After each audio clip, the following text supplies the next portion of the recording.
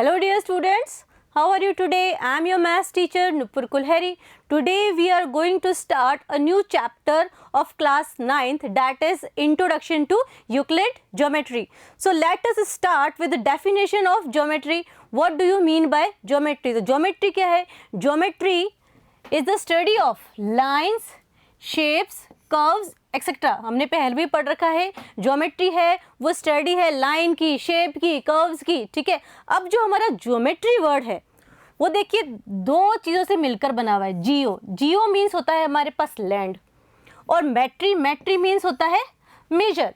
तो लैंड का major, basically इसका मतलब क्या हुआ? लैंड का मेजर. अब एंशिएंट टाइम में भी ज्योमेट्री का जो यूज़ है वो अपनी डे टू डे लाइफ की जो प्रॉब्लम्स होती है उनको सॉल्व करने के लिए यूज़ करते थे.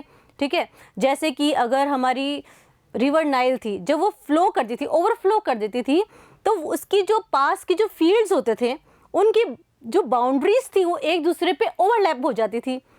तो वापस उनकी बाउंड्रीज को रिक्रिएट करने के लिए उन्हें ज्योमेट्री का यूज़ करना पड़ता था. पिरामिड का वॉल्यूम फाइंड आउट करने के लिए ज्योमेट्री का यूज़ करना पड़ता था.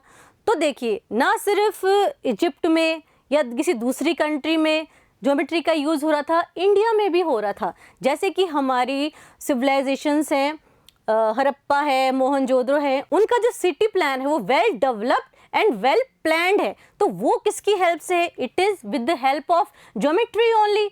एंशिएंट पीरियड के अंदर भी जब हम हवन परफॉर्म करते थे तो वो हवन किसके अंदर परफॉर्म होते थे? कुंड के अंदर. ठीक है. और वो जो कुंड थे वो किसके शेप के थे? स्क्वायर शेप के, रेक्टेंगल शेप के, ट्रेपेजियम शेप के, सर्कुलर शेप के. तो इन सब का यूज़, मतलब ज्योमेट्री का यूज़ बेसिकली हो रहा था, लेकिन वो यूज़ सिस्टमैटिक वे से नहीं हो रहा था. ज्योमेट्री का कोई भी कंस्ट्रक्शन कैसे करना है ये पता था, लेकिन उसके पीछे का लॉजिक नहीं पता था. एक जनरेशन से दूसरी जनरेशन ट्रांसफ़र हो रहा था, ओरली ट्रांसफ़र हो रहा था, या फिर कहीं लिखकर, या बहुत सारे तरीके हैं, लेकिन उसके पीछे का लॉजिक है वो नहीं पता था. लेकिन सब जगह ऐसा नहीं था. ग्रीक के मैथमेटिशियन थे थेल्स, उन्होंने ज्योमेट्री के ऊपर बहुत सारे लॉज दिए हैं, उनके प्रूफ दिए हैं. उन्हीं के स्टूडेंट थे पाइथागोरस. पाइथागोरस का नाम सुना है ना, जिन्होंने पाइथागोरस थ्योरम दिए, और भी बहुत सारे थ्योरम्स दिए हैं उन्होंने. ठीक है. इन्होंने ज्योमेट्री के फील्ड में बहुत वर्क किया. ऐसे ही हमारे एक और मैथमेटिशियन थे. कौन थे? यूक्लिड. ठीक है.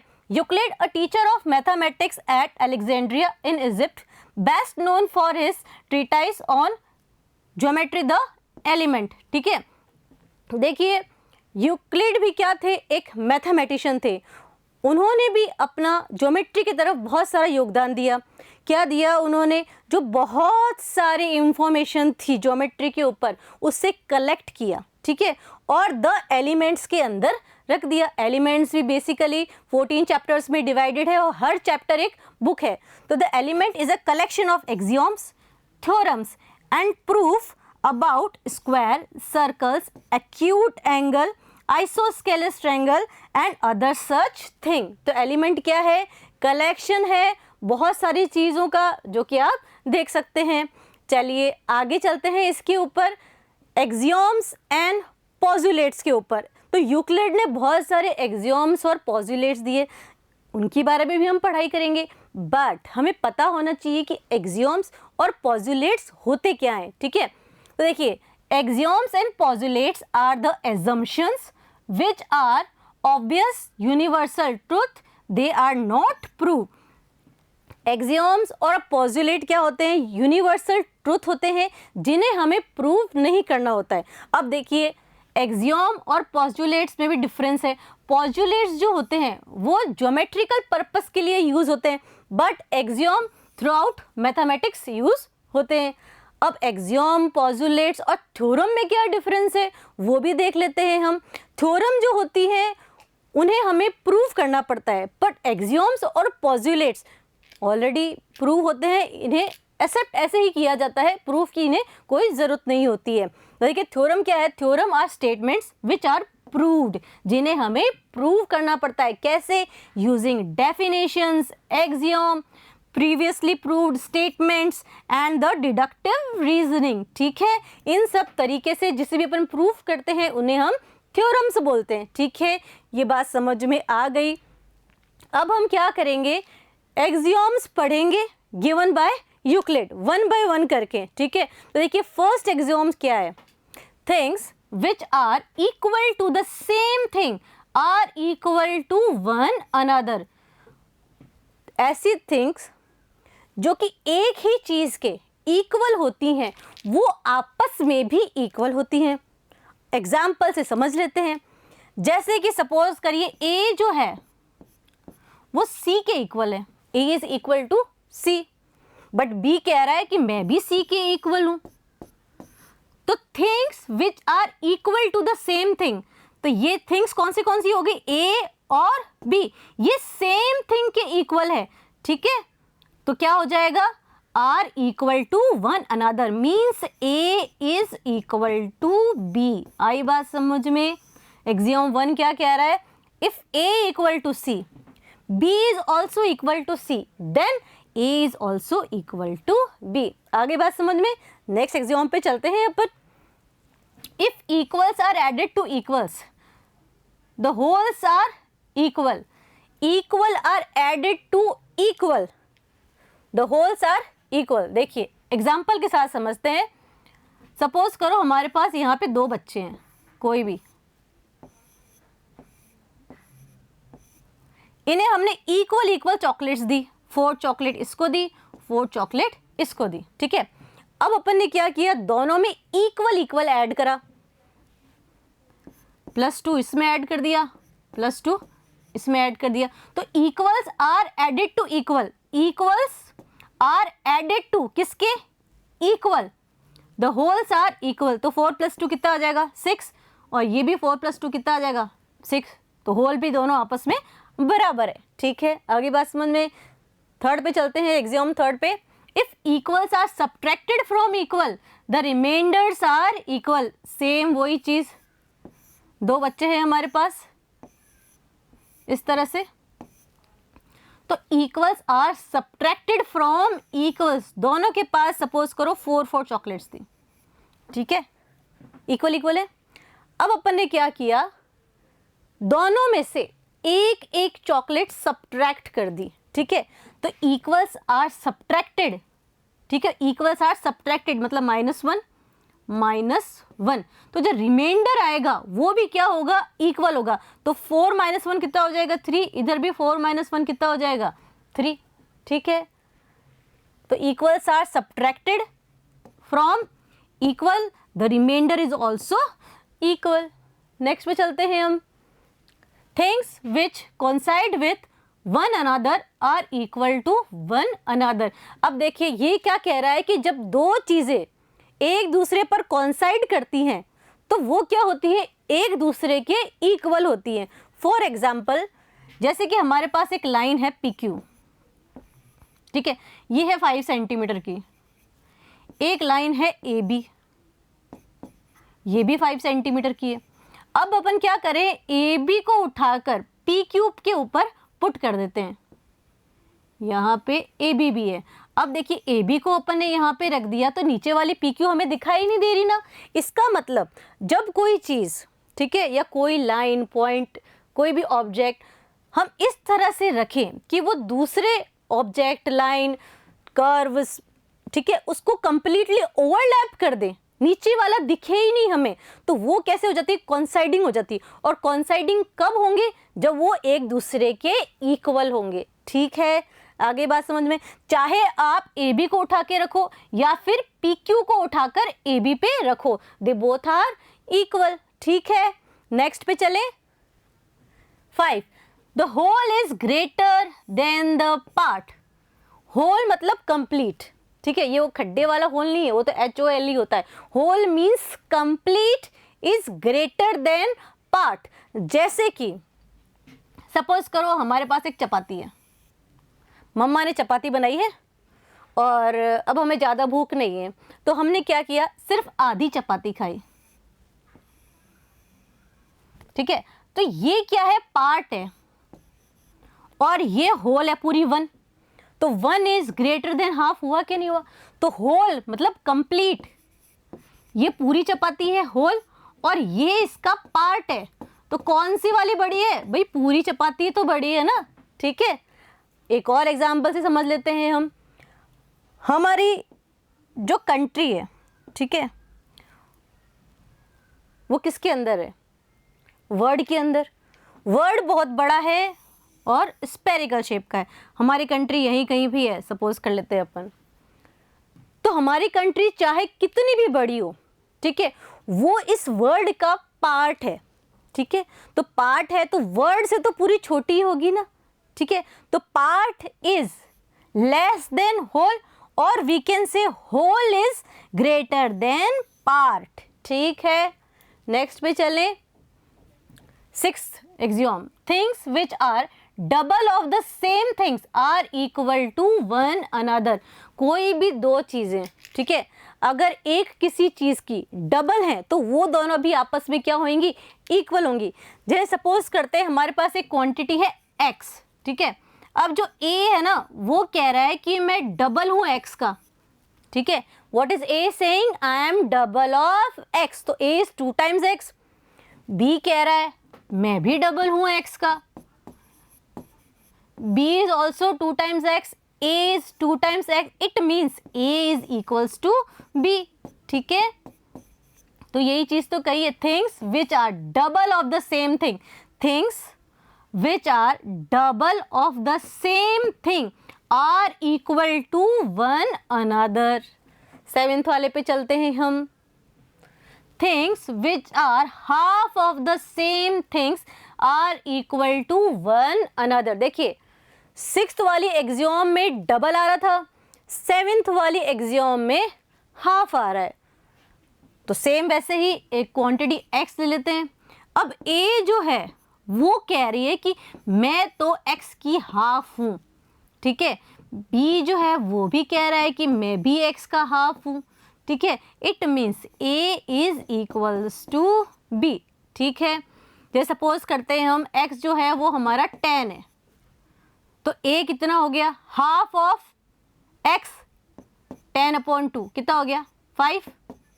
b बोल रहा है कि मैं भी x का हाफ हूं, मीन्स 10/2, x तो 10 है, ये भी 5 हो गया। तो देखिए a भी 5 है और b भी हमारा 5 है, ठीक है।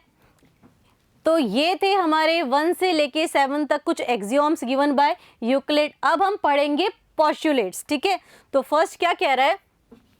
5 पोस्टुलेट्स पढ़ेंगे वैसे। तो फर्स्ट क्या कह रहा है? A straight line may be drawn from any one point two any other point. भाई स्ट्रेट लाइन सबको पता है।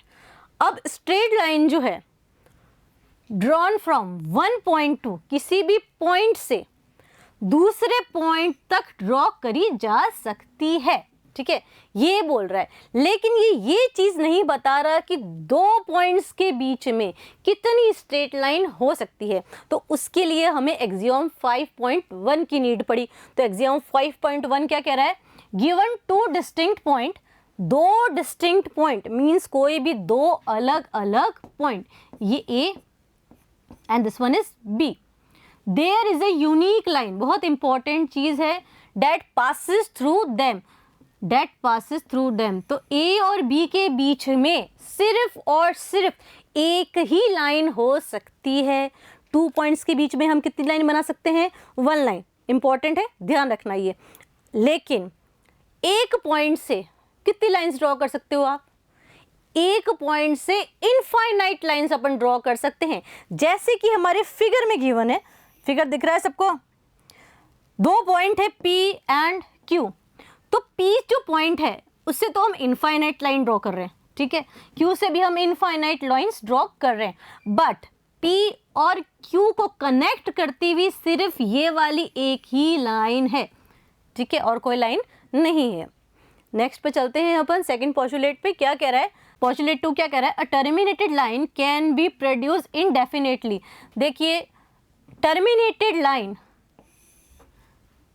का मतलब होता है लाइन सेगमेंट। लाइन सेगमेंट के लिए ही यूक्लिड ने टर्मिनेटेड वर्ड यूज किया है। तो लाइन सेगमेंट जो ए बी है, सपोज करो ए बी, उससे हम इनडेफिनेटली प्रोड्यूस कर सकते हैं। जैसे बी को भी हम आगे प्रोड्यूस कर सकते हैं, ठीक है, और ए को भी हम आगे प्रोड्यूस कर सकते हैं, कोई प्रॉब्लम नहीं है इसके अंदर। नेक्स्ट पे चलते हैं अपन। पोस्टुलेट 3 क्या कह रहा है? A circle can be drawn with any centre and any radius. ये सबको ही पता है, ठीक है। हम सर्कल बना सकते हैं इस ओ को सेंटर मानते हुए और 3 सेंटीमीटर का बना सकते हैं ना। इसी तरह से हम ये जो पॉइंट है इसको P मान लेते हैं और 2 सेंटीमीटर रेडियस का एक सर्कल बना सकते हैं। तो हम किसी भी पॉइंट से किसी भी रेडियस के सर्कल बना सकते हैं। ये हमारा थर्ड पोस्टुलेट है। फोर्थ पे चलते हैं हम। All right angles are equal to one another. Right angles कौन से होते हैं भाई? 90 डिग्री होते हैं ना। अब ये क्या कह रहा है कि सभी राइट एंगल्स एक दूसरे के इक्वल होते हैं। चाहे आप ऐसे राइट एंगल बना लो, ठीक है, चाहे आप ऐसे राइट एंगल बना लो, चाहे आप ऐसे राइट एंगल बना लो, ये सभी राइट एंगल्स एक दूसरे के इक्वल होंगे। नेक्स्ट पे चलते हैं अपन। फिफ्थ वाला इंपॉर्टेंट टाइप का है। क्या कह रहा है? If a straight line falling on 2 straight line, ठीक है, एक स्ट्रेट लाइन है जो कि 2 स्ट्रेट लाइन से पास कर रही है, making the interior angles on the same side of it taken together less than 2 right angles. अब देखिए राइट एंगल कितने होते हैं 90 डिग्री, 2 राइट एंगल्स कितने हो गए 180 डिग्री।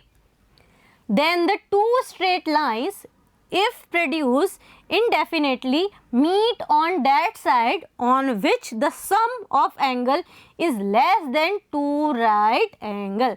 सिंपल लैंग्वेज में अपन देखते हैं तो हमारी थ्योरम क्या कह रही है कि सपोज करो हमारे पास यहाँ पे 2 लाइन्स हैं इस तरह से, ठीक है, इसको अपन L मानते हैं और इसको अपन M मानते हैं। तो वी हैव 2 लाइन्स। अब ये जो 2 लाइन्स है इसको एक थर्ड लाइन इंटरसेक्ट कर रही है कि नहीं कर रही? तो ये लाइन क्या कर रही है? यहाँ पे 4 एंगल्स बना रही है। अपन इसको नाम देते हैं 1 2 3 4, ठीक है।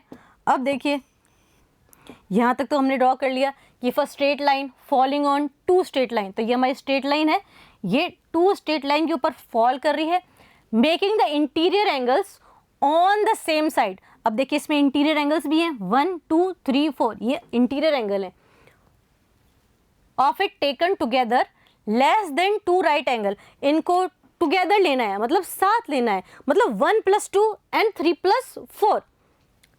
Then the 2 straight lines if produce indefinitely meet on that side on which the sum of angle is less than 2 right angle। 2 right angle means 180 degree. तो देखिए इस थ्योरम के अकॉर्डिंग 1 + 2 इफ एंगल 1 + एंगल 2 क्या है? Less than 180 degree, तो हम इन दोनों line को प्रोड्यूस करेंगे तो ये किसी एक पॉइंट पर मिल जाएगी। सपोज करो P पॉइंट पर मिल रही है। सपोज करो हमारी 2 लाइन्स इस तरह से, एक थर्ड लाइन इनको इंटरसेक्ट कर रही है, तो ये एंगल 1 2 3 और दिस वन इज 4, ठीक है। अब 1 + 2 एंगल 1 + 2 जो है वो क्या है? ग्रेटर देन 180 डिग्री है ना। But angle 3 + angle 4 less than 180 degree है। तो जहाँ पे भी लेस देन 180 डिग्री हुआ, जिस साइड भी, ये उस साइड दोनों लाइंस आकर मिलेंगी जब हम इनको प्रोड्यूस करेंगे, ठीक है। किस साइड मिलेंगी? जहाँ पे लेस देन 180 डिग्री होगा इंटीरियर एंगल्स का सम, ठीक है। बहुत इजी है, मतलब इसकी लैंग्वेज बहुत अजीब से लिखी हुई है, लेकिन होपफुली अब ये चीज़ आपको समझ में आ गई होगी कि 2 लाइंस कौन सी साइड पर आकर मिलेंगी? जिस साइड में sum of interior angle less than 180 degree होगा। बस बात यही है। अच्छा, अगर लेस देन 180 ना हो, ग्रेटर देन 180 ना हो, तो क्या होगा? इक्वल टू 180 डिग्री हो, ठीक है। तो देखिए जैसे कि हमारे पास ये 2 लाइन्स हैं, एक थर्ड लाइन इनको इंटरसेक्ट कर रही है, ये एंगल 1 2 3 4, तो angle 1 plus angle 2 180 degree. Similarly angle 3 plus angle 4, ये भी कितना होगा 180 होगा ना, क्योंकि स्ट्रेट लाइन है ये। तो ये जो 2 लाइंस होंगी ये कभी भी आपस में नहीं मिलेंगी। इस केस के अंदर L is going to be parallel to line M, ठीक है। L लाइन जो है वो किसके पैरेलल होगी, लाइन M के, ठीक है। होपफुली ये बात आपको समझ में आ चुकी होगी। आगे चलते हैं हम हमारे एग्जाम्पल पे। एग्जाम्पल क्या कह रहा है, चलिए वो भी देख लेते हैं। If A, B and C, A, B and C are 3 points on a line, ये देखिए ये 3 पॉइंट्स हैं लाइन के ऊपर, and B lies between A and C, जो B है वो किसके बीच में लाई कर रहा है, A and C के, जैसा कि फिगर में। Then prove that AB plus BC equals to AC, AB plus BC equals to AC। चलिए इसका सॉल्यूशन देख लेते हैं अपन। In the figure given below AC coincides with AB plus BC। देखिए ये जो फिगर आपको गिवन है इसके अंदर AC जो है वो किसके साथ कोइंसाइड कर रही है, AB प्लस BC। तो कहने का क्या मतलब है कि जब अपन AB प्लस BC लेते हैं, ठीक है, और उसको AC के ऊपर रख देते हैं तो दोनों आपस में बराबर आएगी कि नहीं आएगी। चलो अपन AC ही लेते हैं सिर्फ, और AC को उठा के AB प्लस BC पे रखते हैं तब भी दोनों एक दूसरे को कोइंसाइड करेगी। ये यही चीज बोल रहा है, ठीक है।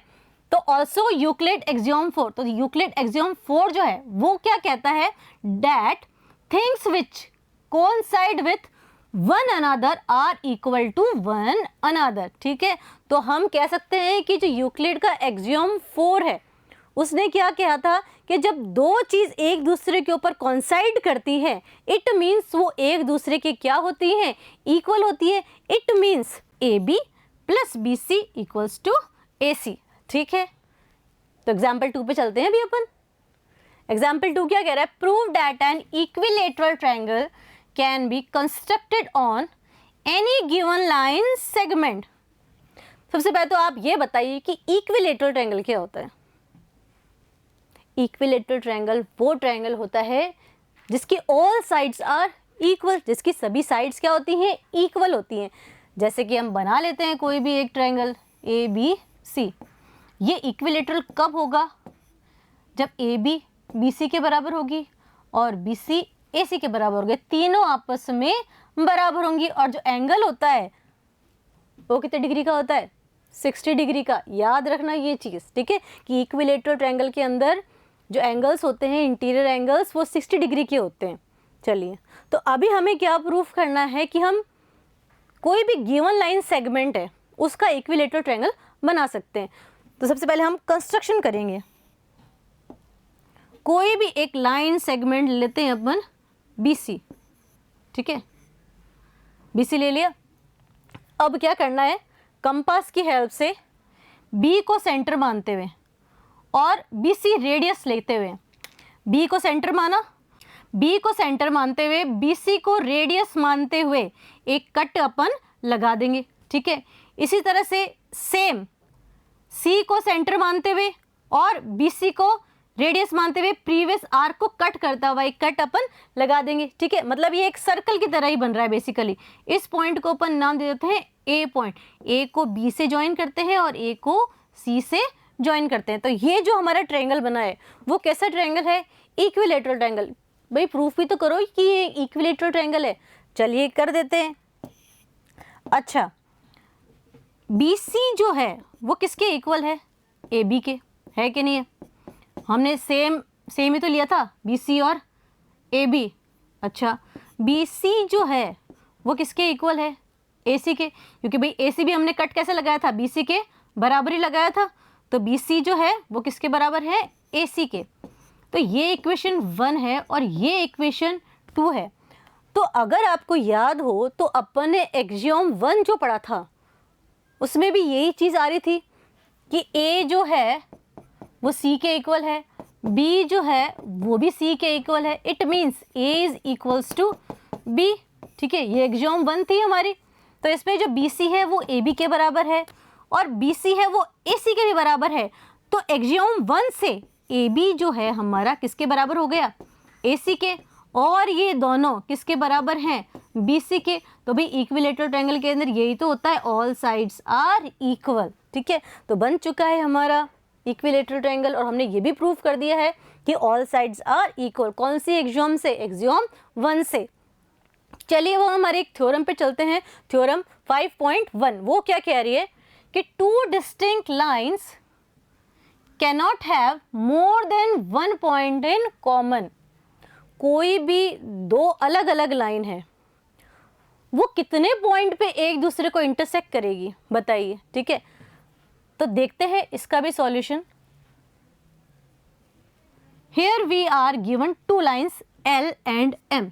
सपोज करो हमारे पास टू लाइंस है, एक का नाम है L और दूसरी का नाम है M। आप ड्रॉ करके देखिए पहले तो कि टू लाइंस कितने पॉइंट्स पर इंटरसेक्ट कर रही है, 1 2 3। ठीक है, मेरे हिसाब से तो एक ही पॉइंट पर इंटरसेक्ट करेगी टू लाइंस, और उसका प्रूफ भी है। देखिए क्या है कि टू लाइंस लिए अपन ने, L और M, कोई भी, इसको L मान लो और इसको M मान लो। ठीक है, we need to prove that they have only one point in common. उन दोनों का एक ही पॉइंट होगा, ये हमें प्रूव करना है। फॉर द टाइम बिंग चलिए हम मान लेते हैं, let us suppose that the two lines intersect in to distinct points से P एंड Q। चलिए हम मान लेते हैं कि ये जो दो लाइन है वो एक जगह इंटरसेक्ट नहीं हो रही, वो दो जगह इंटरसेक्ट कर रही है। कहाँ पे?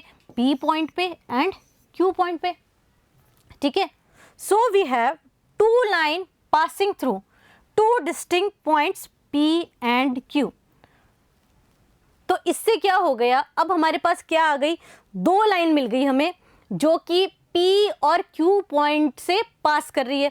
ठीक है, ये P पॉइंट और ये Q पॉइंट। तो P और Q को ज्वाइन करने वाली कितनी लाइनें होती है? सिर्फ वन ही तो लाइन होती है। पढ़ा था ना हमने थ्योरम के अंदर कि भाई टू पॉइंट्स के बीच में सिर्फ और सिर्फ वन ही लाइन हो सकती है। फिर आगे, but this assumption clashes with the axiom that only one line can pass through two distinct points. So the assumption that we started with, that two lines can pass through two distinct point is wrong. ठीक है, तो ये क्या कह रहा है कि इसलिए हमने जो assume किया था कि जो टू लाइंस हैं वो टू पॉइंट पे इंटरसेक्ट कर रही हैं, वो बिल्कुल क्या है? रॉन्ग है। From this we conclude that two distinct line cannot have more than one point in common। तो हम इससे conclude कर सकते हैं कि जो टू लाइंस हैं, कोई सी भी टू लाइंस, वो सिर्फ एक ही पॉइंट पर इंटरसेक्ट करेंगी या फिर उनका सिर्फ एक ही कॉमन पॉइंट हो सकता है। आप ड्रॉ करके देख लीजिए कोई भी टू लाइंस। ठीक है, ये L मानी थी अपन ने और ये M मानी थी। इसको आप एक्सटेंड करें तो यहाँ से तो ये टच ही नहीं होएंगी, यहाँ से एक्सटेंड करते हैं अपन तो ये किसी एक ही पॉइंट पर इंटरसेक्ट, और एक्सटेंड करोगे तो ऐसे चली जाएंगी। ठीक है, तो दो लाइन के बीच में सिर्फ और सिर्फ वन ही कॉमन पॉइंट हो सकता है। आगे बात समझ में? ठीक है, तो देखिए इस वीडियो के अंदर हमने कुछ एक्सियोम्स और पोस्टुलेट्स गिवन बाय यूक्लिड की स्टडी करी, एग्जाम्पल्स भी करे। नेक्स्ट वीडियो के अंदर हम exercise 5.1 of chapter number 5 start करेंगे। तब तक आप इन एक्सियोम्स और पोस्टुलेट्स को अच्छे से रिवाइज कर लीजिए। तो मिलते हैं नेक्स्ट वीडियो में, तब तक study hard and take care.